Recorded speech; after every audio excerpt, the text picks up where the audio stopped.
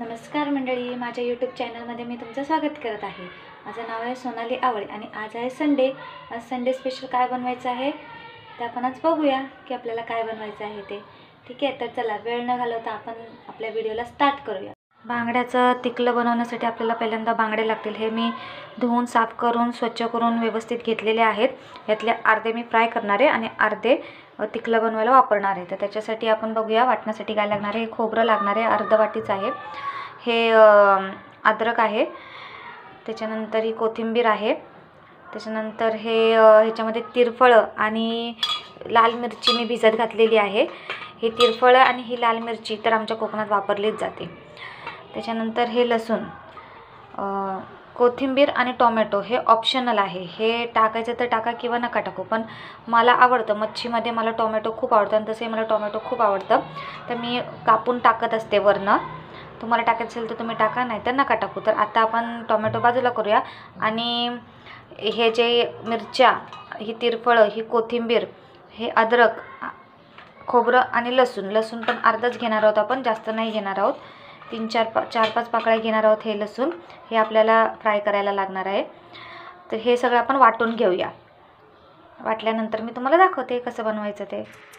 हे बघा गाईस, तुम्ही पाहू शकता आपलं वाटण रेडी आहे।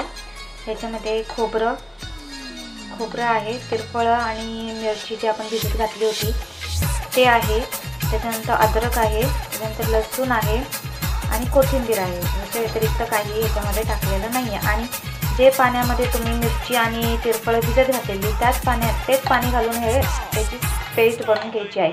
आणि बघा, हे एवढे मी फ्राय करणार आहे आणि एवढं तुम्ही तिकलं बनवणार आहे, कारण जास्त काय आम्ही असं ग्रेव्हीमधलं खात नाही मच्छी। मला पण फ्राय आवडते, माझ्या मुलाला पण फ्राय आवडते। तर आपण आता स्टार्ट करूया। तेल गरम करत ठेवलं, त्याच्यात तेल टाकले आणि ह्याच्यामध्ये मी मगाशी फक्त सोयाबीन थोडेसे परतलेले, सकाळी नाश्ता झाला त्याच्यामुळे तेच पातेलं मी घेतलेलं आहे। नंतर म्हणाल की पातेलं किती घाण आहे असं म्हणाल, काय त्याच्यामध्ये काही केलं नव्हतं, नुसतं परतलेले आहेत सोयाबीन, की त्याला पण तेल होतं ना त्याच्यामुळे। हे बघा, आपण पहिल्यांदा तर हिंग घालणार आहोत।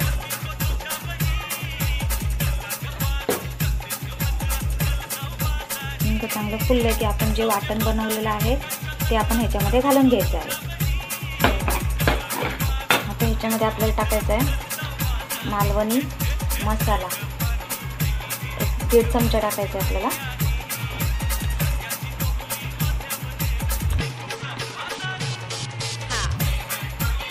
आपण चांगला पण मिक्स करून घ्यायचं आहे। दुसरं आपल्याला काही गरम मसाले वगैरे घालायचे नाही आहेत ह्याच्यामध्ये, किंवा मिरची पूड वगैरे काही घालायची गरज लागत नाही। ह्याला खूप छान कलर येतो। आणि थोडीशी हळद टाकायची, जास्त नाही, 1/2 चमचा।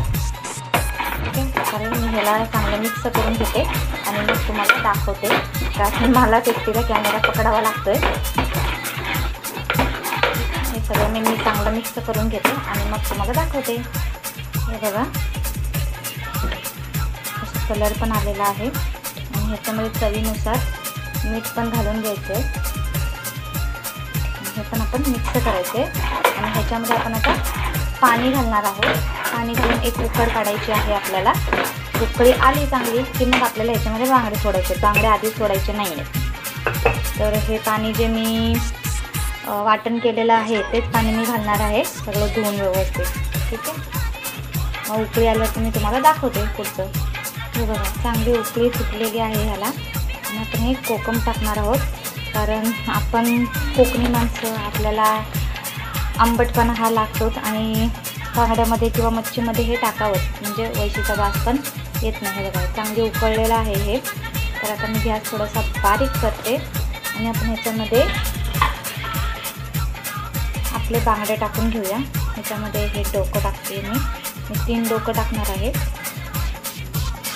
5 पीस आले होते मला, मी 100 रुपयाची मच्छी आणली होती आणि हे 2 पीस, कारण माझ्या मुलासाठी, कारण ते तर डोकं खाणार नाही, हे मी टाकून घेतलं। आता हे चांगले शिजतील मग मी तुम्हाला दाखवते। जास्त वेळ लागत नाही, 10 मिनटं बस होऊन जातो। ठीक आहे, तोपर्यंत आपण मच्छी फ्रायसाठी काय काय लावून ठेवायचं ते आपण आता पाहूया। बघा मंडळी, पहिले तर आपण हा लिंबू आहे, अर्धा लिंबू तो पिळून घेणार आहोत।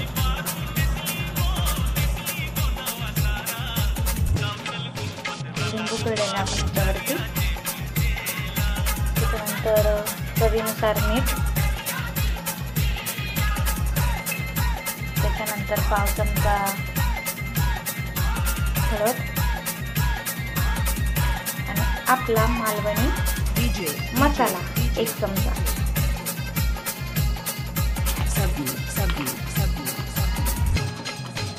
आपण हे सगळं मिक्स करून घेऊया आणि मग मी तुम्हाला दाखवते.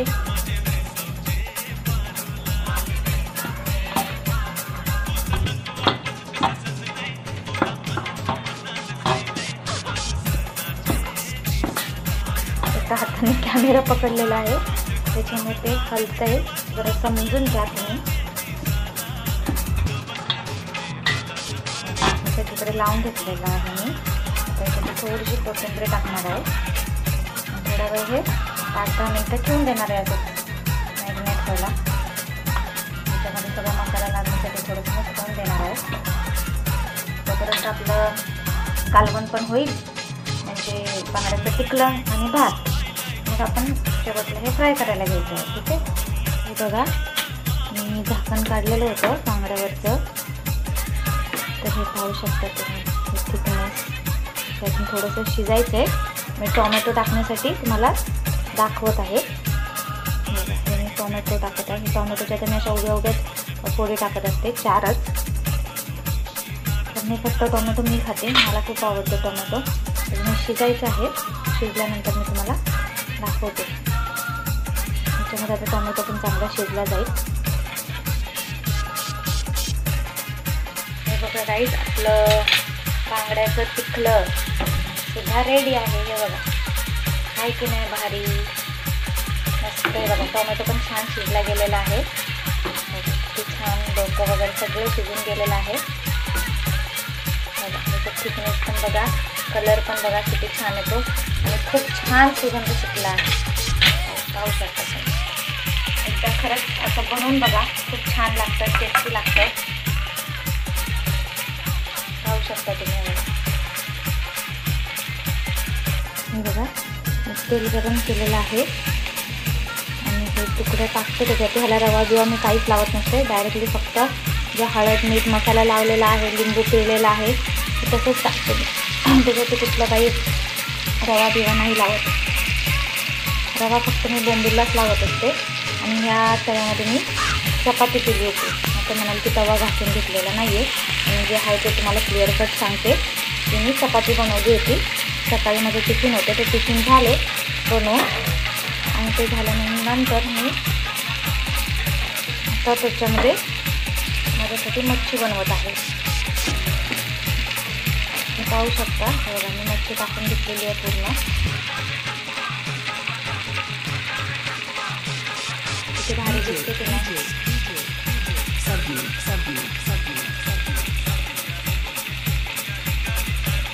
हे बघा काहीच आपण एक बाजू. त्याच्यानंतर हे जे ठेचलेलं लसूण आहे ते आपण वरती असं घालणार आहोत. खूप छान लागतं का.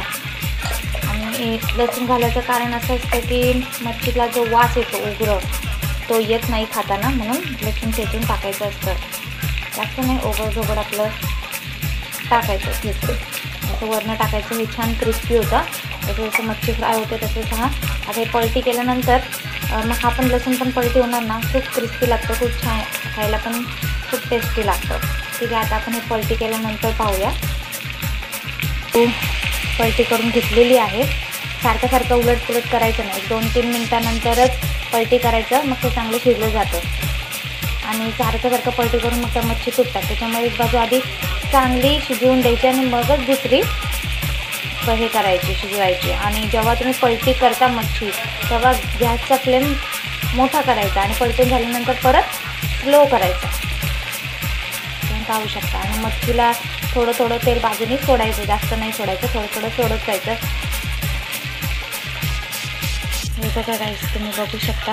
आता हे सगळे नुसते उभे करून ठेवलेले आहेत. म्हणजे आपण काय करतो, फक्त पलटी करतो मच्छी. हे असं जरा उभे वगैरे करून ठेवलं म्हणजे आजूबाजूचा भाग आपण फ्राय करायला जातच नाही, आणि तो कधी कच्चा राहतो.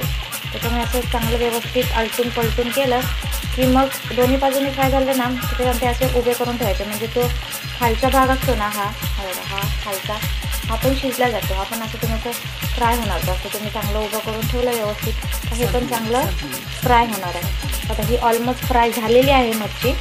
मी तुम्हाला दाखवते नंतर 2 मिनिटांनी. बघा मंडळी, आपली मच्छी झालेली आहे. मी गॅस बंद केलेला आहे. बघा किती भारी दिसते आणि एवढी टेस्टी झालेली आहे का काही विचारायलाच नको. आणि इकडे आपलं आहे बांगड्याचं पिकलं. किती सुंदर दोन्ही गोष्टी आपल्या तयार झालेल्या आहेत. मग सुटलं की नाही तोंडाला पाणी. चला तर आता आपण माझ्या मुलाला ही डिश सर्व करून देऊया आणि त्याला विचारूया की कसं झालं. बघा मंडळी, आपली डिश किती छान दिसते. चला तर आपल्या टेस्ट मेकरला विचारूया. पारस,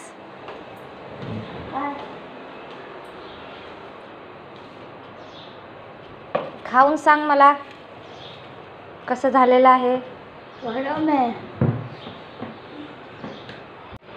तर हे बघा मंडळी, आमचे चिरंजीव खाऊन सांगतील आता आपल्याला कसं झालेलं आहे.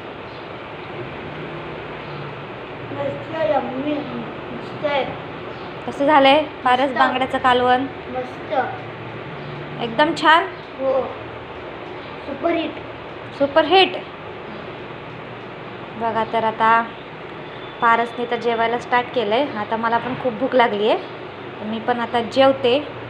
आणि माझ्या मुलाला खूप छान कळतं चव वगैरे, कारण जरा जरी काही कमी जास्त असेल ना तर तो बरोबर सांगतो. चला तर मग गाईस, मी सुद्धा आता जेवून घेते. तुम्ही पण जेवा. माझी मच्छी कशी झालेली आहे, बांगड्याचं तिखलं आणि बांगडा फ्राय कसं झालं ते मला नक्की सांगा कमेंट करून. आणि तुम्ही नक्की असं बनवून बघा, खूप छान होतं, झटपट होतं. आणि शेअर, लाईक आणि सबस्क्राईब करायला तर अजिबात विसरू नका. आणि माझे व्हिडिओ असेच पाहत राहा. आणि अजून तुम्हाला काय बघायला आवडत असेल व्हिडिओ रेसिपीचे किंवा बाहेर काही फिरायचे वगैरे तर मला नक्की सांगा. तोपर्यंत आपण आता बाय बाय करूया. पुन्हा आपण भेटूया नवीन व्हिडिओमध्ये.